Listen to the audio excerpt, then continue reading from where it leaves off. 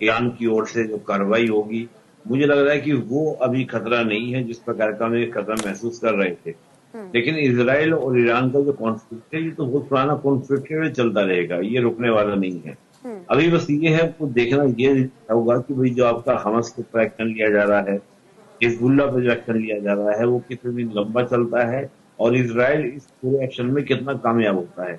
ऐसा तो होने से रहा कि ईरान इसराइल जो है सारी बातें भूलकर, अब जैसे आपका यूएई और इसराइल एक हो गए थे अब्राहम अकॉर्ड के थ्रू, ऐसा एक हो जाएंगे, ये पॉसिबिलिटीज नहीं है। मुझे ये लग रहा है कि अभी के लिए इस खतरे को टाला गया है, क्योंकि ऑलरेडी इसराइल जो है दो मोर्चे पे पहले से लड़ रहा है, चाहे वो हमास को लेकर बात करें, हिजबुल्लाह को लेकर बात करें। इस समय इसराइल का भी फोकस नहीं था कि वो क्या करे, ईरान की ओर टारगेट करे, ईरान की ओर हिट करे। लेकिन फ्यूचर में जरूर है कि ये लगातार चलता रहेगा। रीजन क्या है कि देखिए, ईरान जो है मिडिल ईस्ट का बादशाह बनना चाहता है, और बादशाह बनने में मदद ले रहा है किसकी? चीन की और रशिया की मदद ले रहा है। चीन और रशिया का भी हित है कि ईरान क्या बने, यहाँ का बॉस बने। और देखिए, अगर पूरे सिनेरियो को देखें तो ब्रिक्स में कौन कौन मेंबर है? ईरान है, यूएई है, सऊदी बनने वाला था, लेकिन सऊदी के ऊपर अमेरिका के सेशन आदि न लगे तो सऊदी इसका हिस्सा नहीं बना। तो चीन चाह रहा है कि सारा इस्लामिक जो वर्ल्ड है ये एक हो जाए। और आपको याद होगा, नहीं साहब ने पहले ही, जब हसन नसरुल्लाह की डेथ हुई, उसके बाद ही हमने साहब ने कहा था कि सब बातें भूलकर शिया सुन्नी क्या है, सारा इस्लामिक वर्ल्ड एक हो जाए। लेकिन ऐसा हुआ नहीं, कोई भी देश साथ में खड़ा नहीं हुआ। ईरान के साथ आज भी कोई देश इस्लामिक वर्ल्ड का कोई खड़ा नहीं हुआ। थोड़ा बहुत हम बात कर लें पाकिस्तान की, लेकिन पाकिस्तान का भी इस प्रकार का झुकाव आपको देखने को नहीं मिलता है। मलेशिया की हम बात कर लें तो एक दो, यानी कि मिडिल ईस्ट का कोई कंट्री जो है आपका ईरान के साथ नहीं खड़ा है।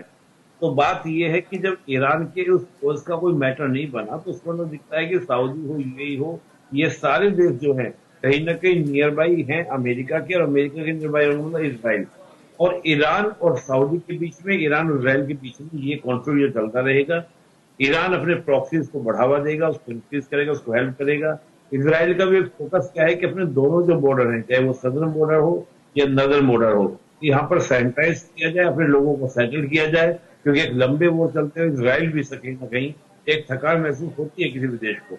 लेकिन मैं फिर कह रहा हूँ, ये वॉर का बढ़ना कहीं ना कहीं फायदे में होगा किसके? आपका रशिया के लिए और चीन के लिए। तो मुझे लगता है कि अमेरिका इसराइल ने एक सोचा समझा ये स्टेप लिया है, और एक अच्छे खास रणनीति के तहत। और मुझे तो ये भी लग रहा है कि ईरान को कहीं ना कहीं उसको न कर दिया गया हो। क्योंकि अब देखिए, लगातार जिस प्रकार से 14-15 अक्टूबर को जो कहा था कि डॉक्यूमेंट लीक हो गया, और जो डॉक्यूमेंट लीक हुआ था उसमें जिस प्रकार के हमले की बात की गई थी कि ऐसे एयरक्राफ्ट जाएंगे, वो ऐसे ऐसे अटैक करेंगे, ईरान के इन अड्डों पर अटैक करेंगे, उन अड्डों पर अटैक हुआ। मतलब कमाल की बात है कि जो पेपर आपका डॉक्यूमेंट लीक हो चुका है, उसी को आपको जाकर, मैं देख रहा हूँ कि कहीं ना कहीं पहले से आपको बता दिया गया था, ताकि ईरान जो है प्रिपेयर हो सके। और ईरान का एक दो दिन पहले से ऐसे स्टेटमेंट आ जाना, यानी कि पहले ब्रिक्स की समिट से पहले ऐसे स्टेटमेंट नहीं थे, यानी कि कहीं ना कहीं ईरान को जानकारी मिलती थी कि अटैक होने वाला है। तो वी विल प्रिपेयर, हम लोग प्रिपेयर रहते हैं, तो हम अपना तैयारी करते हैं। अब देखना ये है कि जो अभी नुकसान हुआ है, वो नुकसान कितनी मात्रा में हुआ है, वो एक बार डाटा आए सामने, तो मुझे लगता है कि कहीं ना कहीं इस बात को ज्यादा अच्छे से हम क्लियर कर पाएंगे। क्योंकि जिस प्रकार से ईरान ने अटैक किया था, तो ईरान के अटैक के बाद तो इसराइल में एक भी कैजुअलिटी नहीं हुई। तो इसराइल ने बस इतना बोला था कि ये तो मेरी सोवरेंटी के ऊपर अटैक है, मेरी सिक्योरिटी के ऊपर अटैक है। वो बात अलग है कि हमारा डिफेंस सिस्टम बड़ा गजब का है, लेकिन मैं तो मानता हूँ डिफेंस सिस्टम भी तो कोई गजब का नहीं है कि उनका जो ड्रोन है हिजबुल्लाह का, वो पहुंच जाता है इसराइल के बेंजामिन के घर तक पहुंच जाता है, उनके पीएम के घर तक पहुंच जाता है, वहां तक वो हमला कर देता है। तो काहे का डिफेंस सिस्टम? उस प्रकार का डिफेंस सिस्टम ऐसा नहीं है। और फिर 7 अक्टूबर को जो अटैक हुआ था, उस अटैक में आप अपने आप को बचा नहीं पाते हैं। तो मैं कुल मिला के देख रहा हूँ कि ये कहीं ना कहीं एक तरह से कहते ना कि एक अपनी इमेज डैमेज ना हो, कहीं हम इधर कमजोर हो चुके हैं, हम लोग रिटेलिएट नहीं कर पाए। यही काम आपका ईरान ने किया कि ईरान के ऊपर प्रेशर बन गया था।